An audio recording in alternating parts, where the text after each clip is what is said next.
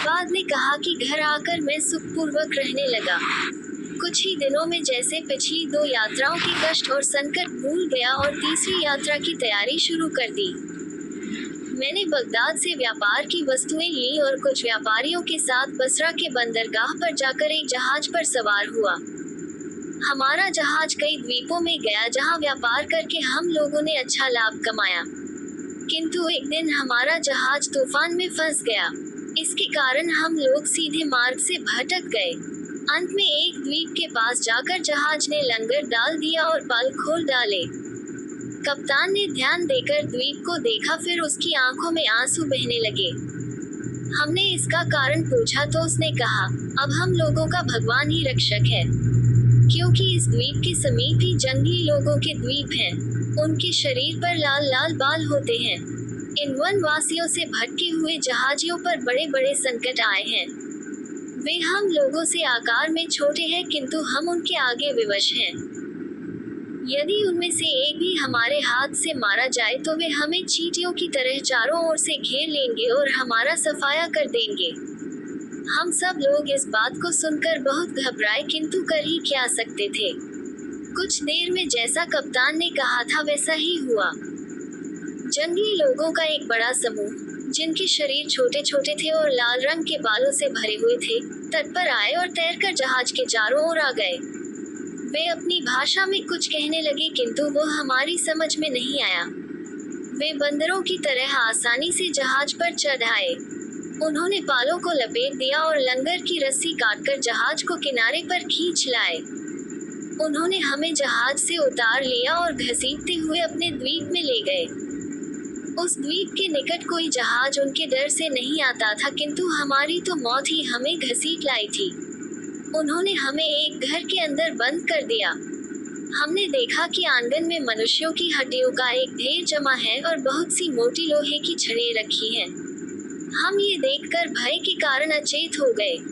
बहुत देर के बाद हमें होश आया तो हम अपनी दशा को विचार कर रोने लगे।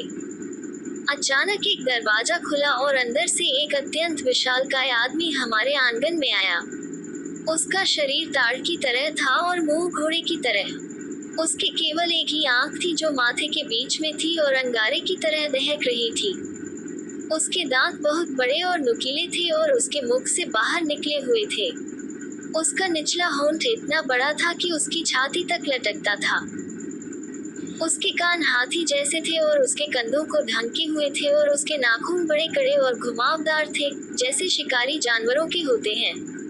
हम सब उस राक्षस को देखकर एक बार फिर गश खा गए। जब हम होश में आए तो देखा कि राक्षस हम लोगों के पास ही खड़ा है और हमें देख रहा है। फिर वह हमारे और निकट आया और हम में से एक एक को उठाकर हाथ में घुमा फिरा कर देखने लगा, जैसे कसाई लोग बकरियों और भेड़ों को उनकी मोटाई का अंदाज लगाने के लिए देखते हैं। सबसे पहले उसने मुझे पकड़ा, लेकिन दुबला पतला देख कर रख दिया।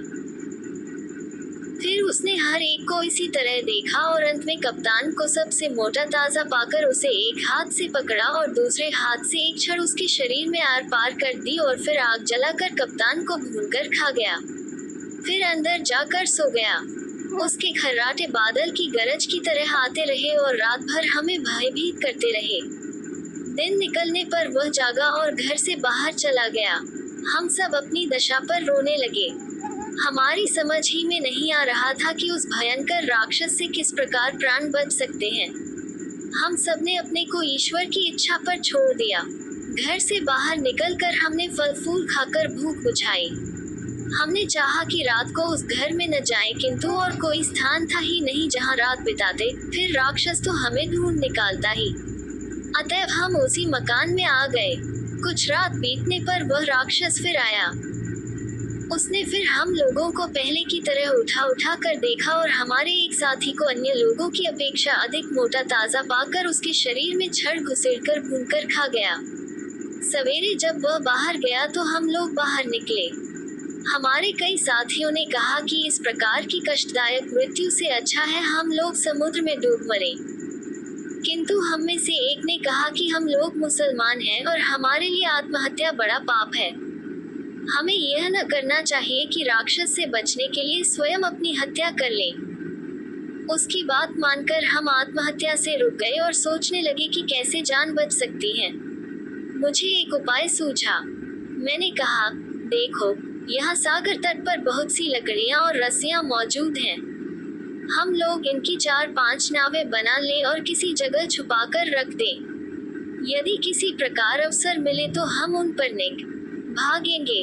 अधिक से अधिक यही तो होगा कि नावें डूब जाएंगी, किंतु राक्षस के हाथों मरने से तो वह मौत कहीं अच्छी होगी। मेरे सुझाव को सब लोगों ने पसंद किया। हम लोगों को नाव बनाना आता था और हमने दिन भर में 4-5 ऐसी छोटी छोटी नावें बना ली जिनमें 3-3 आदमी आ सकते थे। शाम को हम फिर उस घर के अंदर गए। राक्षस ने हर रोज की तरह हम लोगों को उठा उठा कर देखा और एक हृष्ट पुष्ट व्यक्ति को सलाख में भेद कर भून दिया और खा गया। जब वह सो गया और उसके खर्राटे बहुत गहरे हो गए तो मैंने अपने साथियों को अपनी योजना बताई और हमने उस पर कार्य करना आरंभ कर दिया। वहाँ कई सलाखें पड़ी हुई थी और आग अभी तक खूब जल रही थी। मैंने और 9 अन्य होशियार और साहसी लोगों ने एक एक सलाख को आग में लाल कर दिया। फिर उस राक्षस की आंख में हम सभी ने उन सलाखों को घुसेड़ दिया जिससे वह बिल्कुल अंधा हो गया। उसने अपने हाथ इधर उधर मारने शुरू किए। हम लोग उससे बचकर कोनों में जा छुपे। अगर वह किसी को पा जाता तो कच्चा ही खा जाता। फिर वह चिंघाड़ता हुआ घर के बाहर भाग गया और हम लोग समुद्र के तट पर आकर उन नावों पर चढ़ गए जिन्हें हमने पहले से बना रखा था। हम चाहते थे कि सवेरा होने पर यात्रा आरंभ करें। तभी हमने देखा कि 2 राक्षस उस राक्षस के हाथ पकड़े अपने बीच में लिए आते हैं जिसे हमने अंधा किया था। अन्य कई राक्षस भी उनके पीछे दौड़े आते थे। हमने उन्हें देखते ही नावें समुद्र में डाल दी और तेजी से उन्हें खेने लगे। राक्षस समुद्र में तैर नहीं सकते थे किंतु उन्होंने तट पर से ही बड़ी बड़ी चट्टानें हमारी ओर फेंकना शुरू किया। केवल एक नाव को छोड़कर जिस पर मैं और मेरे 2 साथी बैठे थे सारी नावें राक्षसों की फेंकी चट्टानों से डूब गईं। हम अपनी नाव को तेजी से खेकर इतनी दूर आ गए जहां पर उनकी चट्टानें आ नहीं सकती थीं। किंतु खुले समुद्र में आकर भी हमें चैन न मिला। तेज हवा हमारी छोटी सी नाव को तिनके की तरह पानी पर उछालने लगी। 24 घंटे हम इसी दशा में रहे। फिर हमारी नाव एक द्वीप में पहुंच गई। हम लोग प्रसन्नता पूर्वक उस द्वीप पर उतरे और तट पर लगे पेड़ों से पेट भर फल खाने के बाद हमारे शरीरों में कुछ शक्ति आई। रात को हम लोग समुद्र के तट ही पर सो रहे। अचानक एक जोर की सरसराहट से नींद खुली तो मैंने देखा कि एक सांप जो नारियल के पेड़ जितना लंबा था हमारे एक साथी को खाए जाता है। उसने पहले हमारे साथी के शरीर को चारों ओर से कसकर तोड़ डाला, फिर उससे निकल गया। कुछ देर में सांप ने उसकी हड्डियां उगल दी और चला गया। हम 2 बचे हुए आदमियों ने बड़े दुख और चिंता में रात बिताई। कितनी मुश्किलों से राक्षस से छूटे थे तो यह मुसीबत आ गई जिससे छुटकारा ही नहीं दिखाई देता था। दिन में हमने फल खाकर गुजारा किया। शाम तक हमने अपने बचने के लिए एक पेड़ खोज लिया था और रात होते ही उस पर चढ़ गए। मैं तो वृक्ष पर काफी ऊंचे पहुंच गया था किंतु मेरा साथी उतने ऊंचे न जा सका और नीचे की एक मोटी डाल पर लेट गया। सांप फिर रात को आया। पेड़ की जड़ पर पहुंचकर उसने अपना शरीर ऊंचा किया और मेरे साथी को पकड़कर खा गया और फिर वहां से चला गया। मैं सारी रात भय से अधमरा सा रहा। सूर्योदय होने पर मैं पेड़ से उतरा और फिर कुछ फल आदि खाकर पेट भरा। मुझे विश्वास था कि आज मैं अवश्य ही उस सांप का ग्रास बनूंगा क्योंकि उसने मुझे देख तो लिया ही है। मैंने काफी सोच विचार के बाद ये तरकीब निकाली कि पेड़ के चारों ओर ढेर सारी कटीली झाड़ियां रख दी और ऊपर भी कांटों की ऐसी ओट कर ली कि किसी को दिखाई न दूं। रात को सांप आया। वह झाड़ियों के कारण पेड़ की जड़ तक न पहुंच पाया किंतु सारी रात घात लगाकर बैठा रहा। सवेरे वह चला गया। मैं रातों की जगाए और जान के डर और रात भर सांप की फुफकार सुनने से इतना अशक्त और निराश हो गया था कि सोचने लगा कि ऐसे जीने से तो समुद्र में डूब जाना अच्छा है। इसी इरादे से समुद्र तट पर गया किंतु सौभाग्यवश किनारे कुछ ही दूर पर एक जहाज दिखाई दिया। मैंने चिल्लाकर आवाज देना और पगड़ी को हवा में हिलाना शुरू किया। जहाज के लोगों ने मुझे देखा और कप्तान ने एक नाव भेजकर मुझे जहाज पर चढ़ा लिया। वे लोग मुझसे पूछने लगे कि मैं उस द्वीप में कैसे पहुंचा। एक बूढ़े आदमी ने कहा कि मुझे आश्चर्य है कि तुम जीवित किस तरह बचे हो। मैंने तो सुना है कि इन द्वीपों में नरभक्षी राक्षस रहते हैं जो आदमियों को भूनकर खाते हैं। इसके अलावा यहाँ विशालकाय सर्प भी हैं जो दिन में गुफाओं में सोते रहते हैं और रात में शिकार के लिए निकलते हैं और कोई आदमी पाते हैं तो उससे निकल जाते हैं। मैं उनकी बातों का उत्तर न दे सका क्योंकि भूख और जगाई के कारण निढाल हो रहा था।